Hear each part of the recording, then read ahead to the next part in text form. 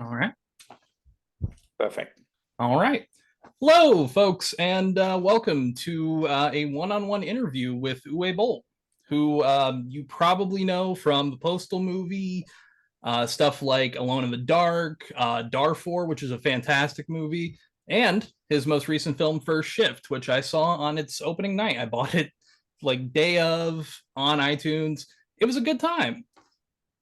Yeah. So, Uwe, introduce yourself real quick. Yeah, hi. So I'm in Germany right now, and Yes. it's turning evening time here.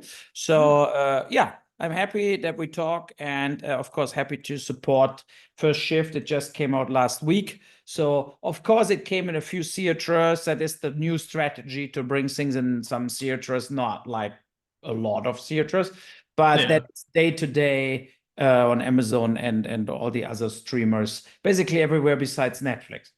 Yes, and you can find links to it down below in the description, by the way. Amazon affiliate links, so that does help out the channel. Obviously, gotta have to say that, but yeah, I really liked it. It was an interesting cop drama. I've mostly known you from your video game films, which I've been mostly a fan of. The House of the Dead, some exception personally, but I look back at it more as a charming film, just not really like doesn't connect to the games to me as much, but it's a very charming film, and I think that you've tackled a lot of genres. You've done horror, you've done comedy, you've done action, you've done cop thriller now. I'm intrigued on what genre you want to touch on next. Is there anything in particular that like you're gunning for or have always wanted to go for, but have never kind of hit that? I mean, I basically did almost every genre. Comedy I did with German Fright Movie and with Postal. Horror. I mean, Seed was maybe the only real horror film I did, like the very Yeah. brutal horror. House of the Dead was kind of from the concept, I think, more an action zombie film with Yeah. based on the game. And I always have this kind of crossover genres. Alone in the Dark, is it a sci-fi thing? Is it an action film? Is it a horror film? I think it's in the end a mix of all of it. Blood Rain is a vampire film. Is that also a genre? Is the question. So but I'm a big genre fan in general. I'm not the biggest drama fan. So in my films, it's always kind of a violent structure or kind of a Yeah. it can be crime, it can be action, but I like to be entertained as an audience. And I'm not Yeah. the guy for the romantic love story, and I'm not the guy for like the just human touch drama or Christmas film, whatever. Yeah. But everything else, I think I almost did. Even Blood Rain 2 it played in the Wild West, so it was a Western. So Yeah. so and I think with First Shift, after coming back after a while, I mean, it was first Rampage 3 was 2016, then I did nothing, then COVID came and you couldn't do anything, and Yeah. then I came back and I felt this film should not be too dark. It should be kind of Yeah. bad boys, kind of, like that typical police buddies who doesn't really want to work together and stuff like this, to bring Yeah. some humor into it. But then the individual cases are, of course, hard because it's a police film. It's not like they go to a children's birthday party, right? So Yeah.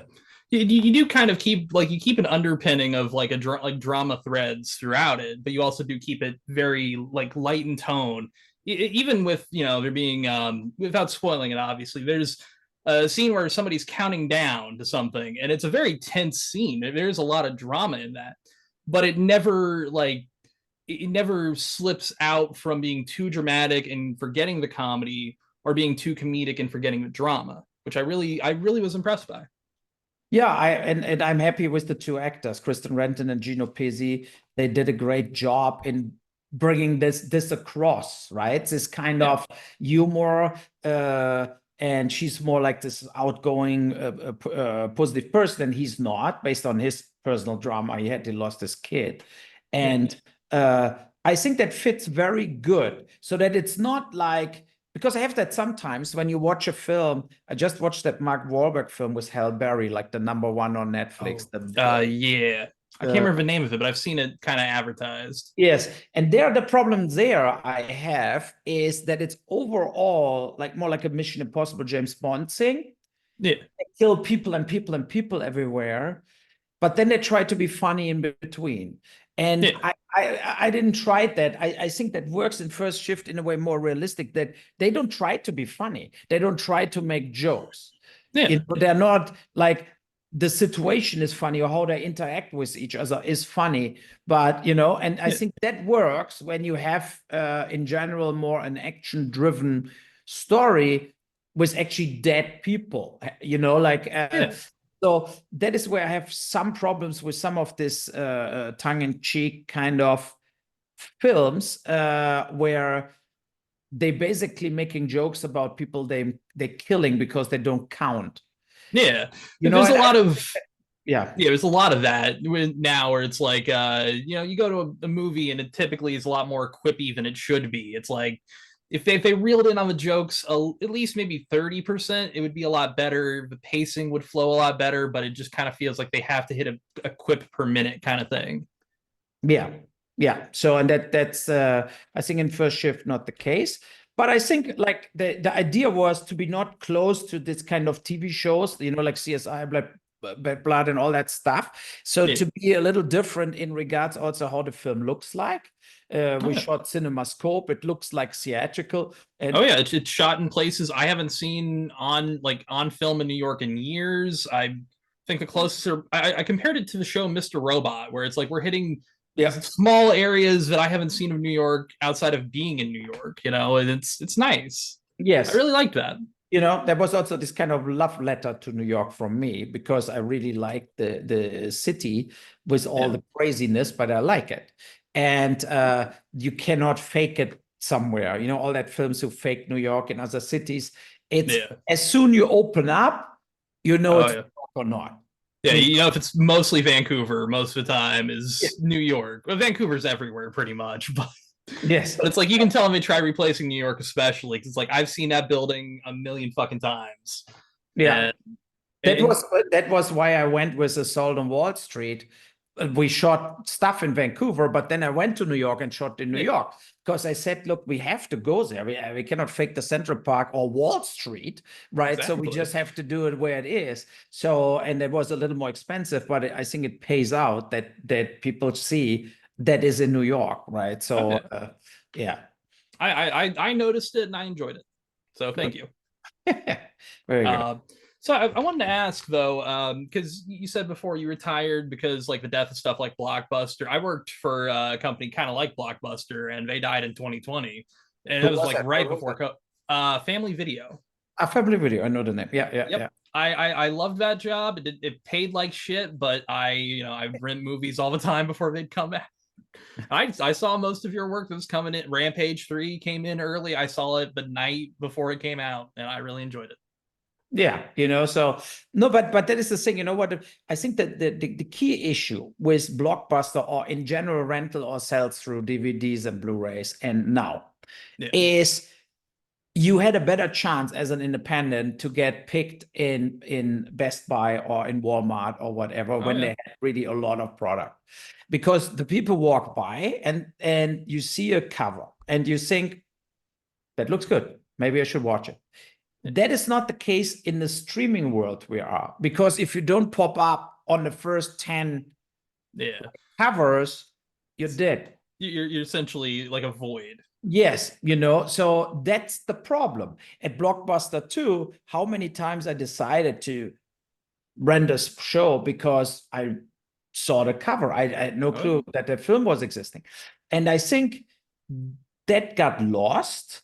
And that is very hurtful for all the independent film producers, because now it's you have to be totally lucky if you get really money in the streaming world, so that's the problem, because of course the most expensive films they produce themselves and then they push them endlessly.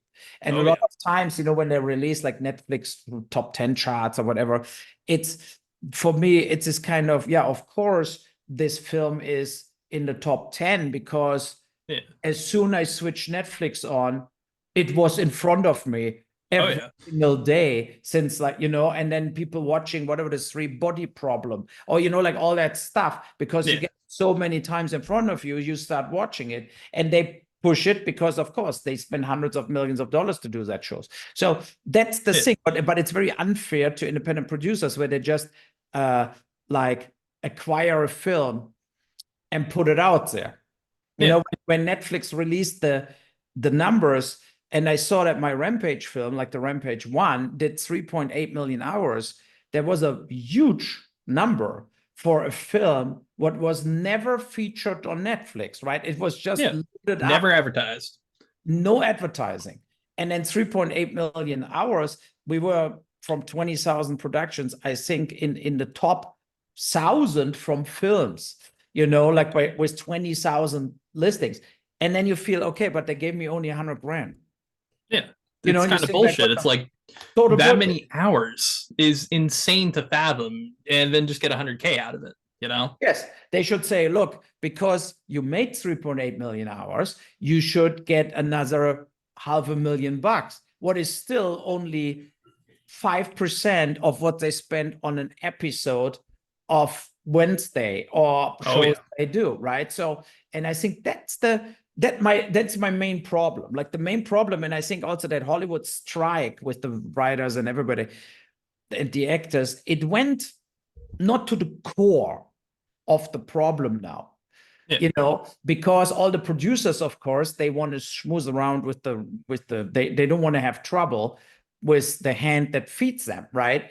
But that would the real strike, what should happen is that people would say, we need a fairer pay or bumps if my product, it has success, and all that whiny people. I remember when, like, the Jake Gyllenhaal film, like the Roadhouse, the new one, right? So when there were the director, Doug Liman or whatever, he was whiny that it didn't get a theatrical release, but he made like almost 20 million bucks in his pocket. So if you make money, you should shut the fuck up and let exactly. I mean, I would take the money and be like, hey, I guess I didn't see it in a theater. And I think that's this kind of like unfairness, that like that they like the people who are in that unions or whatever and negotiate, they're on a level where one film is enough, they never have to work again. And and that doesn't reflect the film industry. So, and I think that would be the major thing, that there has to be a bonus system for everybody. Also films they acquire and not like produce, and that would be fair, and that would also make the independent film industry staying alive. Exactly.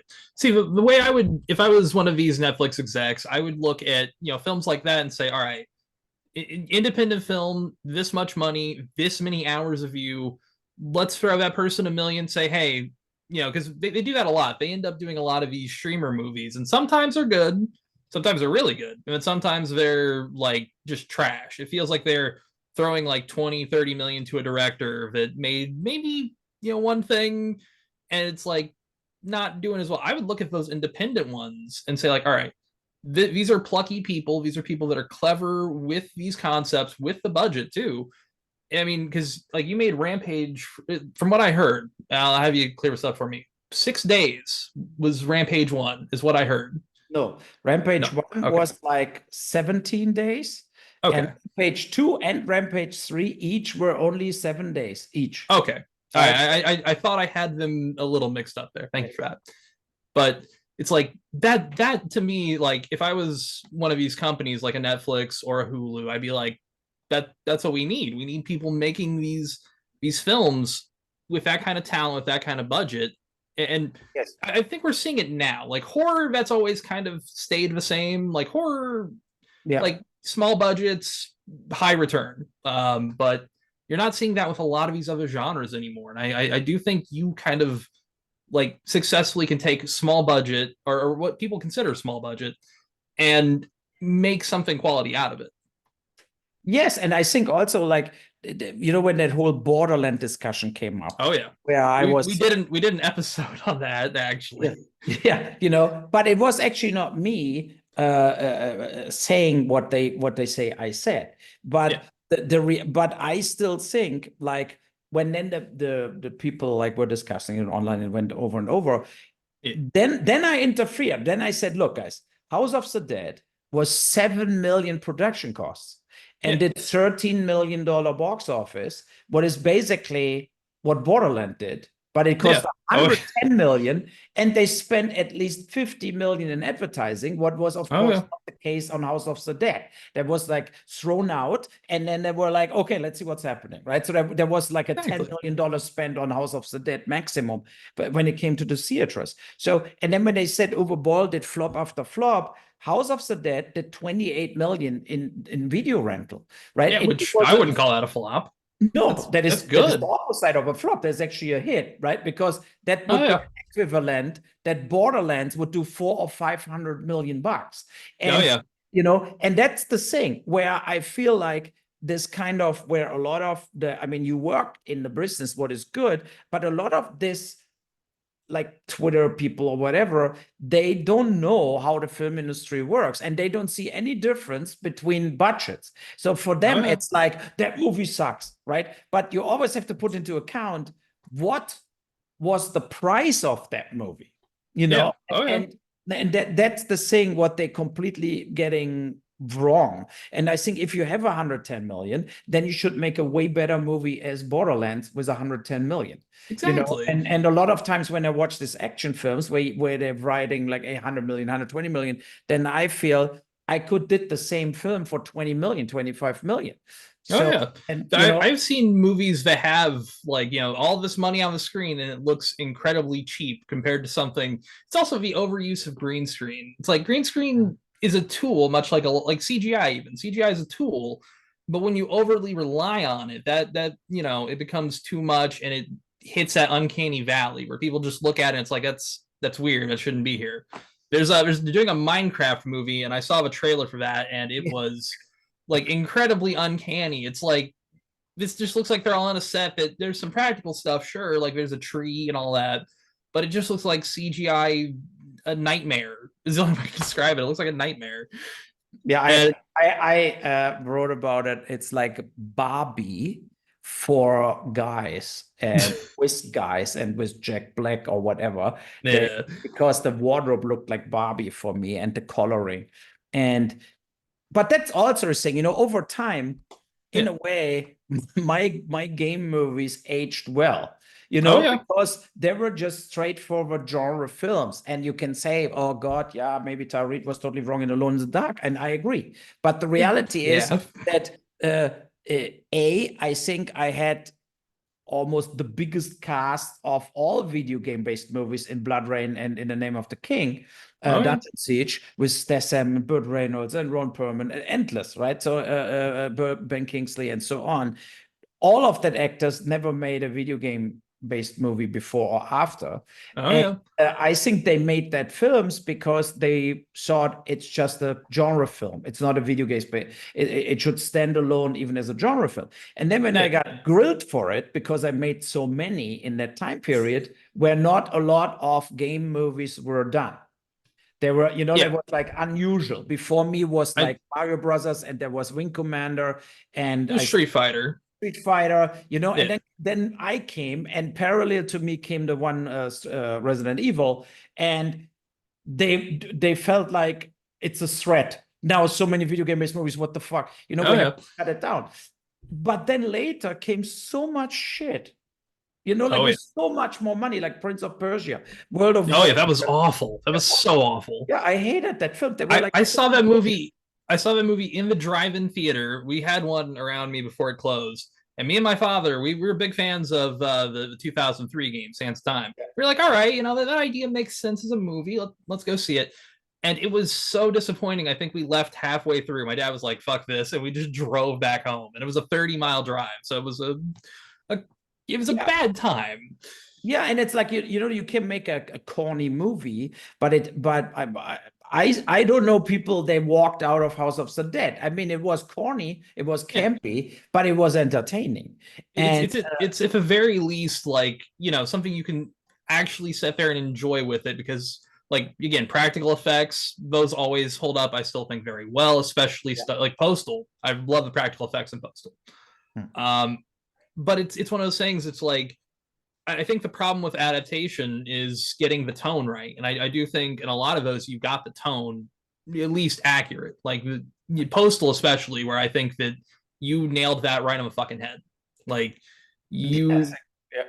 like it feels like a Postal 2 movie. And I like But that. you know, like you saw the article, right, in Vulture last That week. was so stupid. That was insane.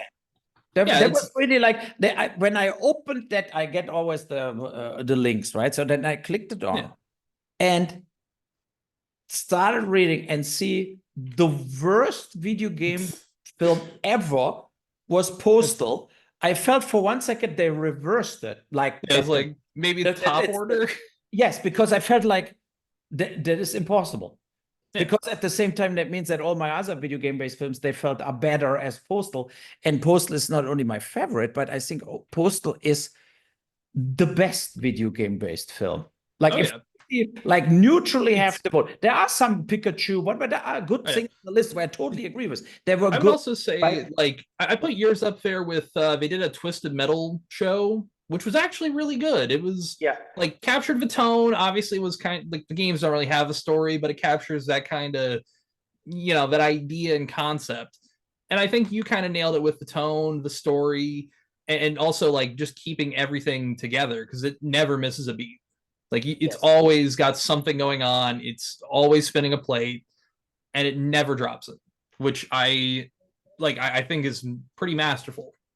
No, I'm happy that you see it this way because I mean I'm a big film buff myself and criticize myself also, and of course everything I watch since I'm 10, and I totally agree that Postal has so many parallel characters, so many speaking parts, and they all add on in like a twister moving forward.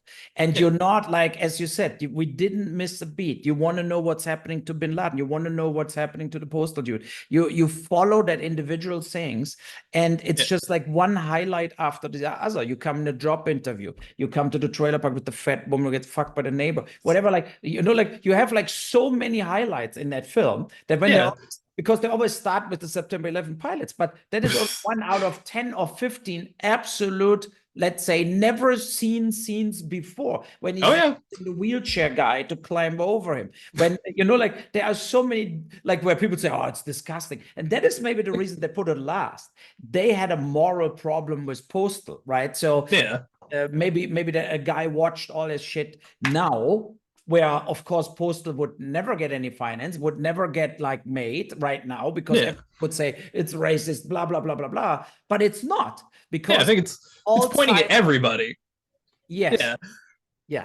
You know, it's also that thing with the thing with the games also, where it's like, you know, people gave the games a lot of shit, but it's like you can be as violent as you want to be, or you can be entirely pacifistic. You can be any side of that spectrum and still finish that game, which is impressive.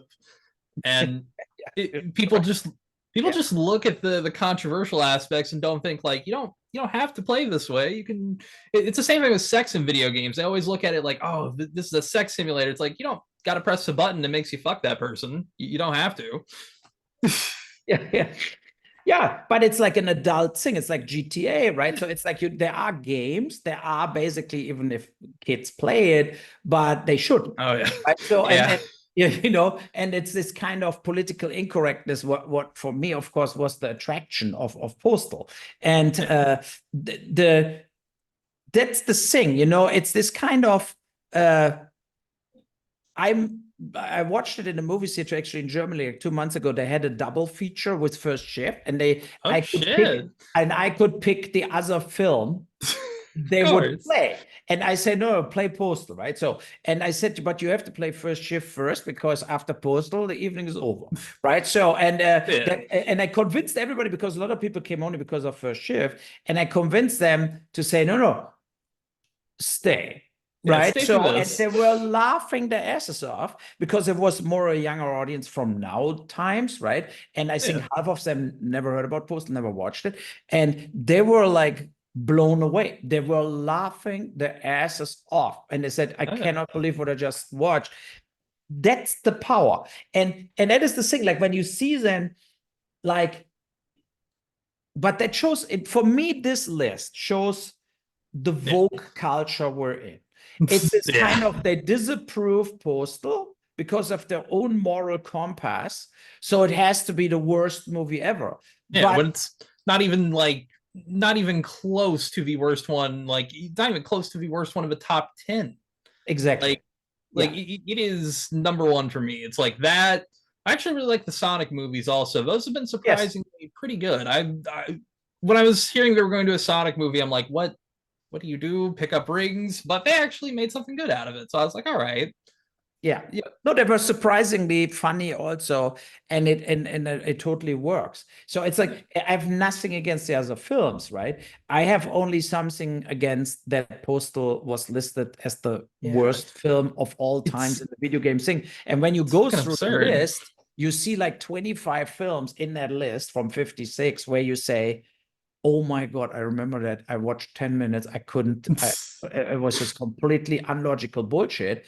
And Oh then there yeah. are also films in I actually never heard about at all, where you Yeah. know this film nobody watched, like Yeah, nobody. it's And it's like an animated film they put out direct to DVD, and yeah, I think a few of the fans probably liked it, but even then, it's like still like I would say the worst video game movie was one. It was based on a Dead or Alive games, and I was like that.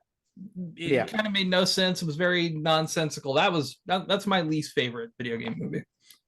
Yeah, But I would have to check the list again to really say, okay, that has to go. But I mean, that's the thing. And in retrospective, I made like 36 films or whatever. And yes, uh, and Postal was the one I loved shooting the most, and I loved rewatching the most because it puts you in a positive mood. And, yeah, you had like the thing is, of course, what you said with Darfur. I think Darfur is maybe the best film I shot, but it's yeah, basically for me, I don't want to watch it anymore yeah. It's a because very bleak film. it drags you down because you feel helpless and you feel, yeah, this is the shit what's happened every day somewhere, and we just let it happen. Yeah, And and it's hurtful because it's so graphic. And for me, when I do films like this, what I did with Tunnel Rats, also with the Vietnam War, is yep, I want to show how gruesome reality is, and it's nothing like James Bond or whatever, like all that action yeah, films where people are like getting shot and nobody gives a shit. It's not like this. It's individual lives getting hacked into pieces in that way, oh and yeah. you know, It's like getting stabbed is something brutal, and I think you definitely got that in Tunnel Rats, where the first scene, some guy gets like stabbed like right yes, through the stomach, and it's like that's fucking brutal. Like that would hurt, and it would just instantly take you out of wanting to move or fight or anything. And like I think you nailed that on that. I did an Uwe Boll kind of rewatch on as much as I could get, yeah, which does lead me into another question. I since you said that you kind of took a break after all of like Blockbuster and DVD and Blu-ray sales kind of dipping. What is it like with stuff like Tubi and all that? Like I think it's AVOD is the term now, like the above the board streaming. that's the reason I'm back, right? So because I recognized from the sales that my film's still running in TV, cable, AVOD, whatever, and Yeah, generating revenues. So I could say, look, I use that money and I make now first shift, so that, for example, and yeah. that is a good thing. And I'm Tubi is showing Postal too, right? So Oh yeah. was one of the first streamers who ever showed it. Now Amazon is showing it too. But so but it was at that time when it came out almost impossible to get the film, right? Only on Yeah. DVD and illegal. So Oh, yeah. yeah, I mean, there's so many YouTube links. We I tried to shut down on it, but it didn't work. trying to And find a trailer. It usually brings you like 3 re-uploads of a film, but yeah, I mean they are very high watch, so that means people are seeing it, yes. which So is people know it. something. People know it, Yes, and we'll never forget it. What's the good thing? exactly. And I felt like when 2016, when Rampage 3 came, it was this kind of streamers were not there where they are right now. Yeah, And you don't had this AVOD, like the advertising driven stuff. You also had basically no chance to make real revenues on YouTube. Now yeah, things change, right? So Oh it's yeah. not over if nobody buys a theatrical ticket, or it's over because nobody buys it for 16.99. There is a life after. And Yeah. when you have a good film, or you have also, in my case, like kind of a library, they keep making money Oh yeah. with TV sales and so on. And so I felt, okay, what is what I want to tell, right? So I did First Shift. I did another film this year, Run, what Yeah. just got signed by UTA, the agency. They will try to sell it for me, with Amanda All right. Plummer, James Russo, a lot of known actors. And it's also an action thriller about the migrant crisis in Europe, where Yeah. American businesses getting affected by it, and the situation on one day, plays all in one day, similar to First Shift, escalates. So because I felt Yeah. like bored about all that migrant dramas we have, the Yeah. mother who wants the kid, like that other people Yeah. can do that. So I felt like, no, I want to show the violent escalation between migrants and people they are Yeah. locals, and even if some people would say, oh, are you crazy how you can do this, but that's what's happening every day. Like, we had 20,000 knife stabbings in Germany last year from migrants, where they're stabbing people, and most survive, but there are hundreds of dead people based on people basically losing their shit, and then the Yeah. question comes up, why we let them into the country. So, and I wanted to show migrants with empathy, and Yeah. of course it's like 1 out of 100 who's doing maybe something, Yeah. but still the question is why we let the 100 in, then we have 1 out of the 100. So that question, Yeah. as it's in US, is in Europe, is on the table. And Yeah. because nobody would do a film like this, I did it. And I'm very happy that, like, Marcus Henderson from Get Out, Ulrich Thompson from Fasten, or Bakat Abdi from Captain Phillips, who was Oh nominated for. shit. Yeah, so we have Yeah. good cast that is soon coming in the first trailer out. And because they all felt, including like the black actors, and so they felt like, Yeah. no, we should tell that story, because They're very interested in it. yes, so, and I think it's worth it. So I hope it will get a bigger audience, and then we go from there. And Yeah. when I was talking to like my actors, and they all watched, because all that actors never worked with me before. And besides Kristen Renton, I hired her again from First Shift. And they watched Postal, they all loved it. That is the reason that Postal thing came up, that I felt with my partner, Gary Otto, where we do that Uwe Bollrock podcast for years. We felt, why not doing Postal too? So, and then I made a mistake, because you said we should bring the subject up. I made a mistake when I posted it. We should do Postal 2, whatever. And a lot of people got the traction, right? Before the Oh yeah, I was retweeting it myself. I was excited. before the crowdfunding. And then Vince Dizzy from Running with Scissors, they have a good relationship with them for like 20 years now, right? Yeah. He said that he cannot say no if that happens, right? So we thought that is the green light, that we could go for Postal 2. And we felt, if so many people like it so much, why we shouldn't try crowdfunding, where I would match it, right? So I would put my own money in, but you saw it, I saw it.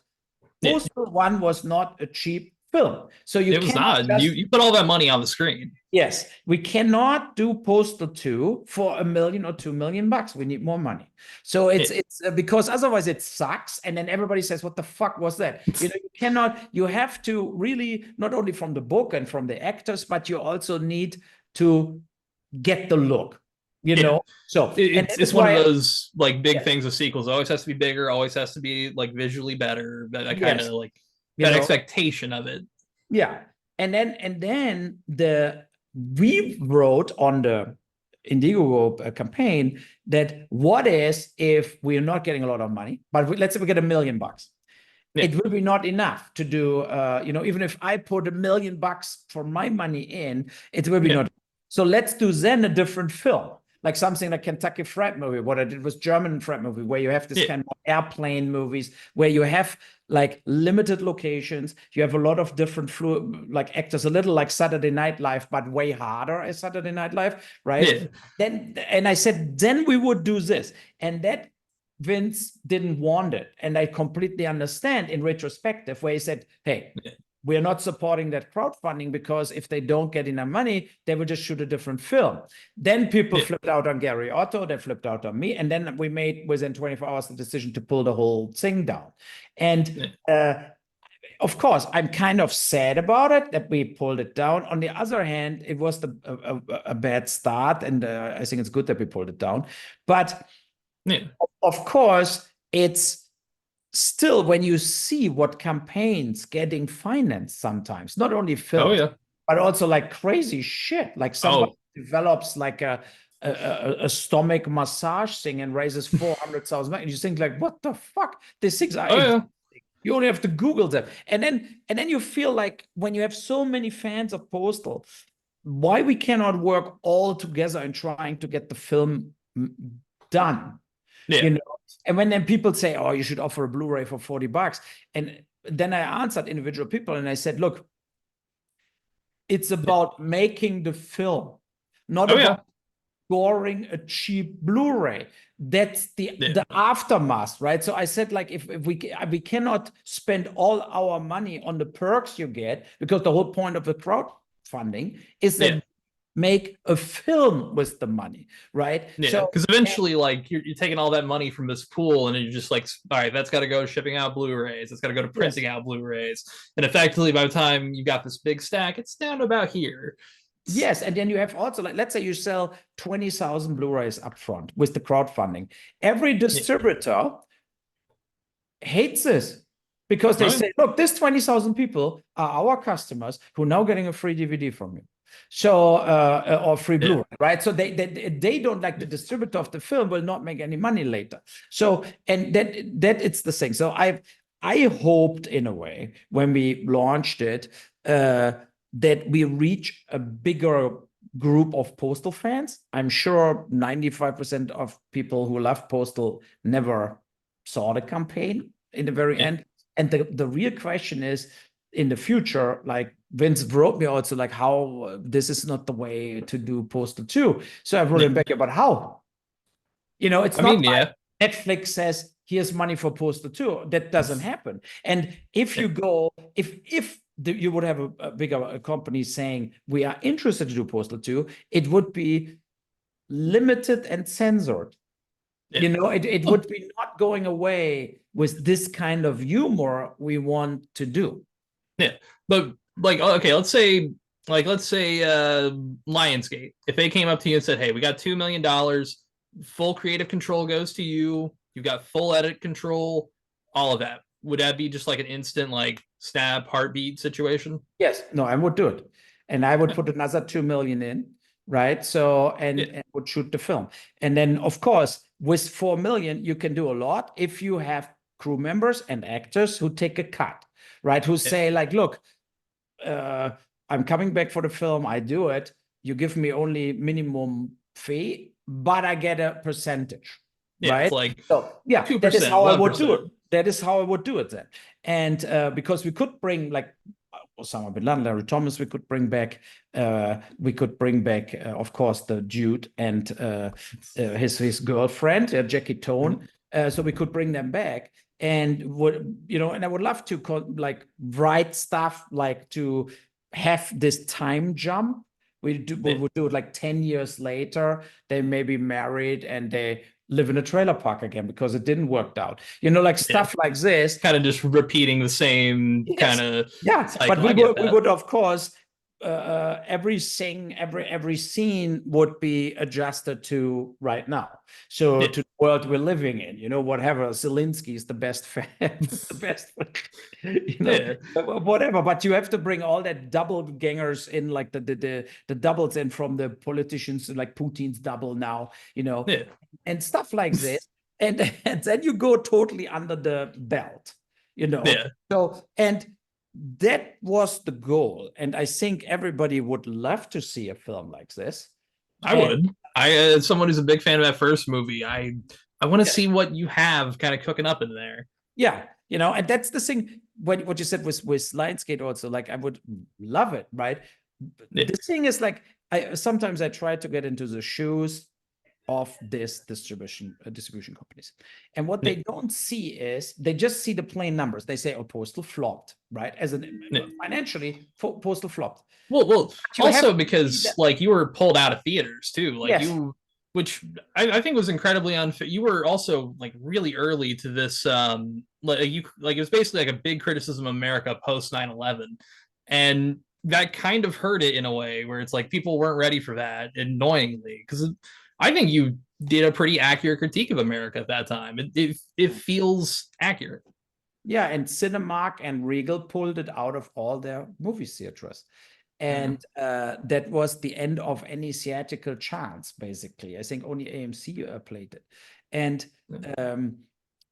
but what I wanted to say with the distribution companies is they should have a better research what films where you could do a second part actually have fans.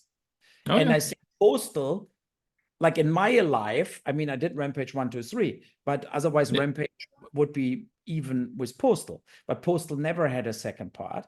And I think Postal is the film who has the biggest commercial appeal to do another film from all of them. Oh, yeah. I would say, like, I think if they reran that first one in theaters and had that second one attached to it, yes, that could make a killing. I think you would start Postal 2, and then you do like a week later, you bring the first one back. Oh, yeah. So, and when you do like a trailer, you cut scenes from the first one in, and then you see the aging, you know, like, I mean, it's like what looks older now, right? So you have to see like this and then this, and it's the same kind of shit he's in, you know? So, and then he remembers Uncle Dave, who's behind you, Dave Foley, he's dead, but he remembers him, and then he maybe wants to do a cult, you know, like he sings like, he's watching on HBO the Keith Raniere story, you know, with all the the Bronx girls paying all that money for this total bullshit with the branding. So he has already like a branding iron and goes, so you need shit like this in the film, you know? And that would be like, besides I would love it, but I think the people would love it because it goes this, you have this plain humor in TV, like the Jimmy Kimmels, the Saturday Night, all that stuff. And then comes Postal and it has to be like book. You know, when people like, when the first teaser comes, like, what the fuck, you know? So, and I think plays very well to the also the younger audience today, in general, the influencers, this kind of TikTokers and so on. I think they would love something like Postal. Oh yeah, I think in the last, especially I think last 10 years, it's really been like reevaluated and looked at more like, yeah, this is a smartly made, well-made, consistently like on its beat, never dropping it comedy, and you really just don't get those nowadays, honestly. I think I said it before, like horror is succeeding, but comedy is just, it's flatlined, it is dead. I kind of feel. I just watched, because I saw it's a comedy on Netflix, I think, with Zac Efron, Nicole Kidman, and and that girl. The girl is the assistant of Zac Efron. He's a Marvel star. He's a superstar film guy. And it started kind of entertaining because he played him like he is a total idiot, like a bodybuilding idiot. You know, like this kind of like the Chris Hemsworth, you know, like this. So, and I kind of meathead, but nothing past that. Yes. I get where you're coming and from. He needs her in a way, and he's a total idiot. And I have to say, within half an hour, it was actually a romantic love story with him and Nicole Kidman. And there was no more jokes. I mean, the jokes were less and less and less and less. And I watched it with my son. We were sitting there like, it's like, where's the comedy again? Exactly. Where's the comedy again, right? And there were like a few mini jokes, but I would say Postal has in 10 minutes more jokes as they had in 100. There was no fun to watch this then because it couldn't make the decision what we're doing here. And most of the comedy now is this kind of approved kind of comedy, romantic kind of bullshit. Even films like Hangover would not get shot anymore, right? And when they took Hangover 1, 2, and 3 were off the air because Robert Downey Jr. played the blackface, right? So they took. I loved Tropic Thunder. It was a great film, you know. And to not air this anymore is insane. Yeah, it's like I can't remember the last time I saw it when I was passing by like a Netflix or a Hulu. I think I have it on Apple TV. Yeah, it's the only place I can think of where it's like I bought that, so I got it. But yeah, you can't find it on Netflix, can't find it on Hulu. No, they're all like, oh, Insane. no, we cannot do this. And that's very disappointing about I think the comedy genre suffered the most in the last 7, 8 years. Yeah, it's like it's become homogenized. It's become very blank. You know what I mean? It's like just average. So I Yes, can think of it's like it's not even trying to do absurd stuff anymore. It's kind of just here's a funny quip and maybe a dick joke, and that's it. It's kind of Yeah. all you get now. Yeah. It's not really much past it. but they don't even go so far anymore, not even close to like American Pie or something, Mad About Mary or something. They were far ahead, super bad. They were good Oh, yeah. comedy, right? And then even I think they do Naked Gun new right now, right? With Liam Yeah. Neeson. And that's my biggest hope, that they break through again and make it really funny, and people will laugh their asses off, and then the dam breaks and you can get away with offending humor. What gives a shit about everything? That's Yeah. my hope. My fear is that the end of comedy, that it's so vogue and so like limited, that we're all sitting there and Just like what's going on here, guys? Come yeah, on. they're pissing on the grave of Leslie Nielsen. I mean, it's tough to match Naked Gun, It is. to make that the same kind of funny, because the films age well. You still can watch them and laugh your ass off. So that it's is the like tough thing. it's one of those things where it's like there is so much they could parody now, even with like that concept of Naked Gun. Like those first movies are, parodying a lot of stuff, but they're also unique films that, they have their own footing. They can stand on their own. Because I mean, I'm 28. I don't get a lot of the references in Naked Gun. I do get some of them, but there's some where I'm like, that's a bit before my time. Don't necessarily get it, but it's still a funny bit. And that's the important part. As long as it's a funny bit, you can ignore that context, because I don't have it. I missed a lot of those shows growing up, but it still works within that concept of like, it's a funny thing outside of making fun of something or referencing something. It's just funny. That's the thing, that it's also physically comedy, right? It's comedy where it's not all talk. It's also similar to Postal, with a lot of action, a lot of physical things happening. They are funny and they translate in always good, because everybody understands it. You cannot do like a screwball comedy where they only talk. Then Naked Gun would be over the hill and dead, because it would be over. that's 30 years ago, or 35 years ago, the films. And a lot of films in that time category are dead, and you never watch it because there's like mostly when in Europe they're all shooting like art house films and dramas and whatever. And I said, look, how many times in the last 20 years you watched Jaws, and how many times you watched Rainer Werner Fassbender's 40 dramas he shot? None, right? Or Michel Antonioni's Italian masterpieces, or Federico Fellini's. Like, we all know, at their time, they were the top directors and they made films, they won the Oscar, whatever, right? But they're almost unwatchable now, not because they're so bad or the actors are so bad, because they don't get you. Because it's just subject matter what drags you in now. It's just like over the past, and nobody gives a shit about it anymore. So that's the thing, right? You cannot identify with the problems they had in Italy in the 70s, because we're living in a totally different world. But genre films and they age normally well, right? You will watch in 50 years still Western. You will and that's the thing. Well, there's some things like people always bring up RoboCop, and nobody ever brings up Svetters. As much as I like Svetters, it's a great film, but RoboCop will always kind of last on. Yeah, that's the best way I can describe it. But not only because it's also a good movie. Yeah, but not because it's almost like Starship Troopers 2, right? The Verhoeven did some major historical, I think, films, they still stay. Yeah. But that's because of the nihilistic director tone what is in it. That is, I think, the perfect example how a normal kind of on paper genre film with B actors, Yeah.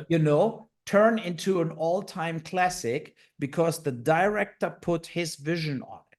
And the Yeah. vision was unfortunately very negative about the humans in general, but that made it so funny, right? And that Yeah. made it so crazy that you felt like totally connected to it, And some moral-driven bullshit films from 30 years ago, nobody gives a shit about it now anymore. They didn't Exactly. survive anything. Yeah. Naja. I am fascinated though, because I want to circle back to First Shift really quick. Yeah. Like you set up for a sequel in that, but I am kind of curious. Have you ever thought about doing like a television show?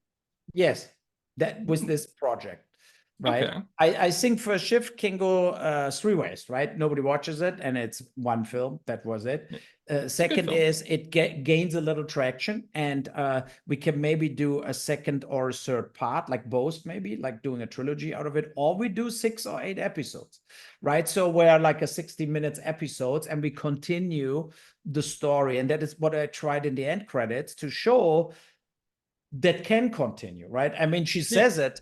They found the dead mafia guys, right? So there is an Yeah. investigation now going on connected to part one, and that is how we wrote it, how we felt it, and we would love to do it, of course. So that's the thing, But of course, this would mean you need some support from a streamer or a TV channel who would say, "Look, we like the film, let's continue." And there is the thing, when you read every day in what financial trouble Warner Brothers is, Paramount is, with billions in debt, like billions and billions, why then they give the same people 10 million per episode to do a TV show? They could Yeah. also just say, look, let's do First Shift, 8 episodes, and we spend only 12 million bucks on all episodes together, right? Oh, yeah. And we let And Uwe he should do his way, right? So, and I bet we would have the same ratings if we are in a cable channel or whatever as the best shows they show there. So that's the thing. That is what I hope for the whole time, that something like this would happen.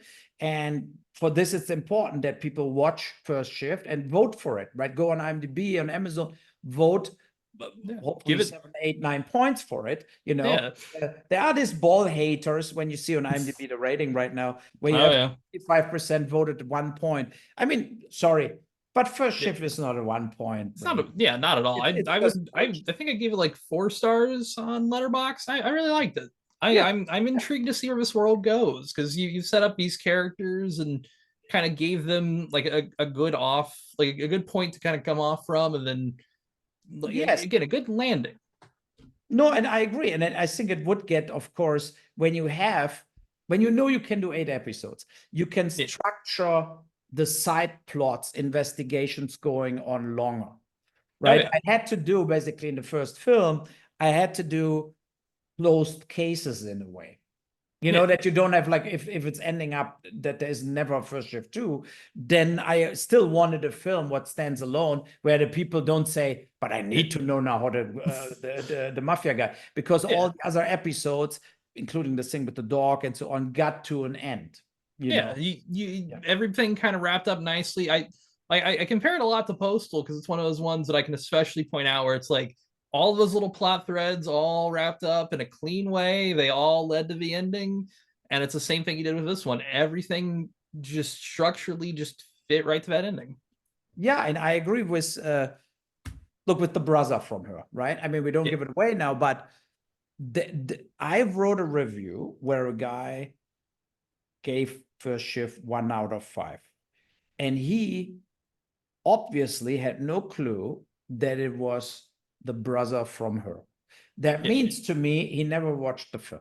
Yeah, he probably took a couple too many piss breaks, maybe took a phone call or something, and just stopped paying attention. Yeah, but then sorry, then you're not a good reviewer, right? That is just bullshit. And because that is what you said, if it's interconnected to each other, because in the very beginning of the movie, this side plot didn't make any sense. The audience could ask why we see that guy with the woman drinking wine or whatever, like you could ask this. But of course, it is interconnected, and then it comes to the full force in the end. And that is, for me as a filmmaker, a lot of times, and I did so many films, is sometimes very hurtful when you see there are some reviewers, they pay all their attention when they watch a Terrence Malick film, as boring it can be, right? So, but then they don't pay any attention when they watch my films. And you feel like, okay, guys, then just don't watch my films and shut the fuck up. You don't have to write anything when an overball film comes out. So that's the thing what is a little disappointing. You just want the respect that the people respect that it's a lot of work to make a film. Yeah, it's also one of those things, like, people don't, because I've worked a little bit in game development. People don't realize, like, there's so many people, like, on one project. It's the same thing with a film. There's hundreds of people. There's crew. There's lighting. There's makeup. There's so much that it's like, the fact a movie even gets made half the time is impressive. There's a lot of hands on deck. Yes, and that's the thing.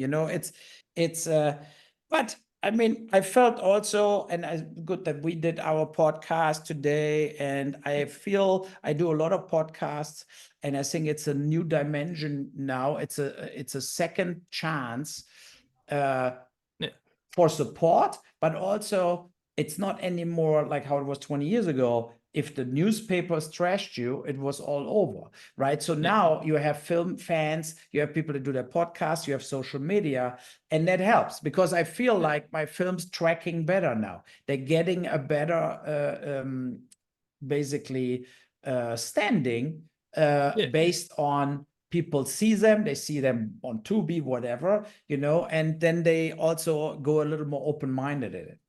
Yeah, it's one of those things. I feel like people are starting to reevaluate things just in general more. It's like there was this kind of like wave of, like, I would say, like, disingenuous criticism over years, where it's like everything had to be more snark than it had to be substance. And it's like, I feel like we're starting to get away from that just in general as people. Like, we're starting to get towards a more, like, if there is snark, the snark has to at least, like, make sense and matter to what's going on, compared to, like, 2008, 2009, where it's just people would say shit randomly just for attention online. I feel, it's that 100% too, right? So then let's wrap it up. Yes. Uwe, thank you for having me. I'd love to have you back again sometime soon. This was a fun conversation. Usually with Run, right? With my next film, I will be there. First trailer's out or the film comes out, we definitely do it again. And I happily share the links and everything. Okay. Thanks again, folks, for coming to this episode. Check out First Shift on Apple TV, Amazon. There's an Amazon link down below. Everywhere you can pretty much find it. You can find a bunch of Uwe Boll's films, including Rampage, Postal, a bunch of stuff on Tubi and other various streaming platforms. Please check them out. They're really good. I'll say this: Postal, if you haven't watched it, that #1 on your list, hit that button immediately. It's a good time. Yeah. Okay. Thank you, Uwe. Bye-bye. Bye.